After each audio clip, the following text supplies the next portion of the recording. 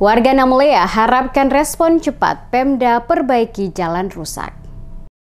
Kerusakan jalan di Kota Namlea, Kabupaten Buru kian hari makin parah. Hampir sebagian besar jalan utama yang ada di Kota Namlea mengalami kerusakan parah dan berpotensi menyebabkan kecelakaan bagi para pengendara. Reporter Demes Media Group Sofian Muhammadiyah melaporkan ruas jalan yang mengalami kerusakan diantaranya pada ruas Jalan Kantor Bupati Buru, Jalan Tugu Tani, dan Jalan Husni Hentihu. Kurang lebih 2 tahun dan terkesan dibiarkan begitu saja oleh dinas terkait, dalam hal ini Dinas Pekerjaan Umum atau PU Kabupaten Buru. Kepala Dinas Pekerjaan Umum Siva Alatas saat dikonfirmasi mengatakan, Dinas Pekerjaan Umum sampai saat ini belum bisa melakukan perbaikan jalan lantaran belum ada pencairan anggaran untuk perbaikan jalan rusak.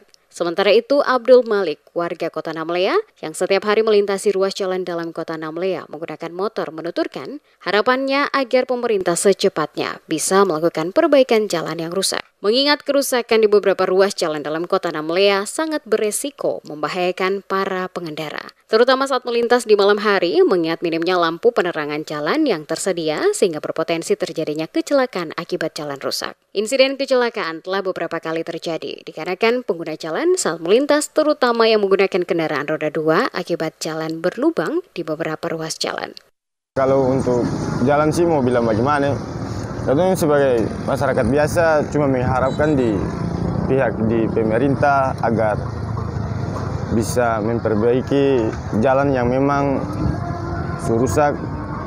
Itu saja Pak. Karena untuk katun pengendara ini sudah banyak yang terjadi hal-hal yang memang katun pernah inginkan akan terjadi seperti kecelakaan. Sudah berapa kali kecelakaan di jalan yang rusak-rusak gitu Pak. Selain Abdul Malik, beberapa warga lain juga setiap hari menggunakan kendaraan baik roda 2 maupun roda 4 yang sempat diwawancara mengatakan hal yang sama. Mereka berharap ada respon dari pemerintah daerah untuk mengambil langkah cepat melakukan perbaikan agar dapat mencegah terjadi kecelakaan.